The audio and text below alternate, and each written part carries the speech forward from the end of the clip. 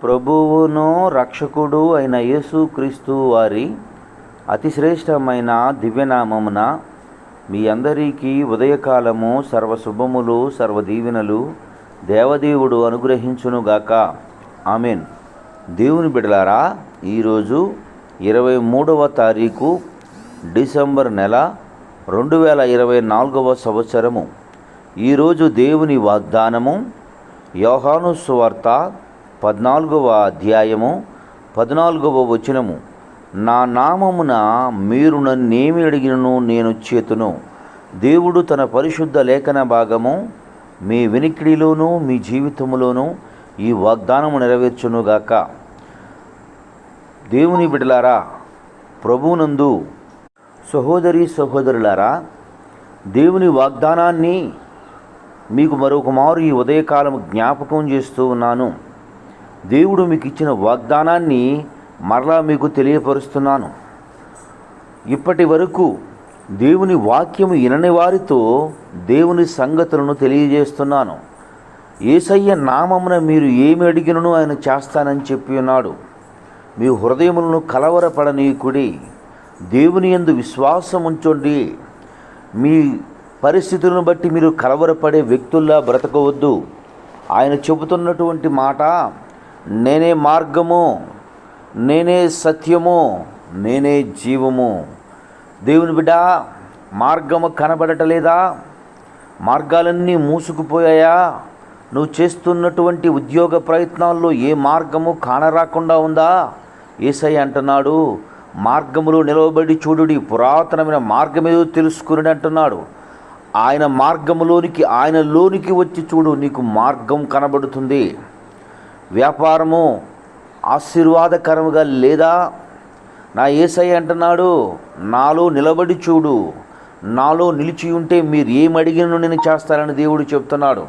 నాకు వేరుగా ఉండి మీరు ఏమీ చేయలేడని చెప్తూ ఉన్నాడు. సహోదరులారా, నువ్వు ఆరోగ్యము క్షీణిస్తూ ఉందా?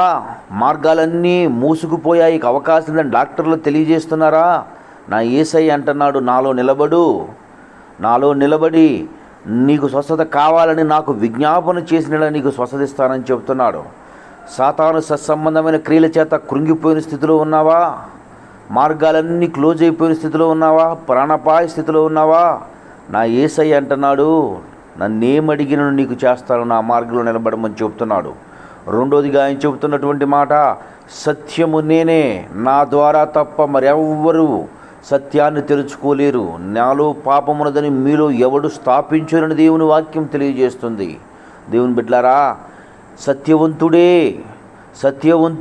సత్యమును గురించి సాక్ష్యం ఇవ్వగలడు గనుక యేసయ్యలో సత్యమున్నది, యేసయ్యలో యథార్థతన్నది. దేవుని బిడ్డ, మూడోదిగా జీవమున్నది, ఆయనలో జీవమున్నది. నీకు జీవాన్ని దారపోయగలవాడు ఆయన.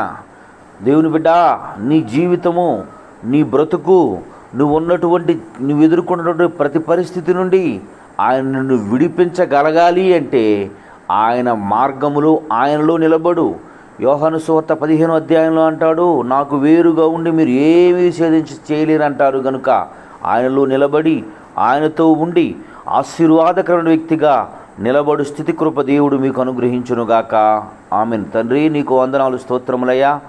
నేటి ఉదయకాలం ముందు నీ బిడ్డలైన వారు ఎందరు బిడ్డలున్నారు, వారందరూ ప్రభు నీ నామమును అడుగు ప్రతి ప్రార్థన తండ్రి వారికి నెరవేర్చి, వారిని ఆత్మీయంగాను ఆర్థికంగాను శారీరకంగాను బలపరిచి స్థిరపరిచి నీ కృపలో బహుబలంగా వాడుకొనమని యేసయ్య నామం పేరట ప్రార్థన చేయుచున్నాను మా పరమ తండ్రి.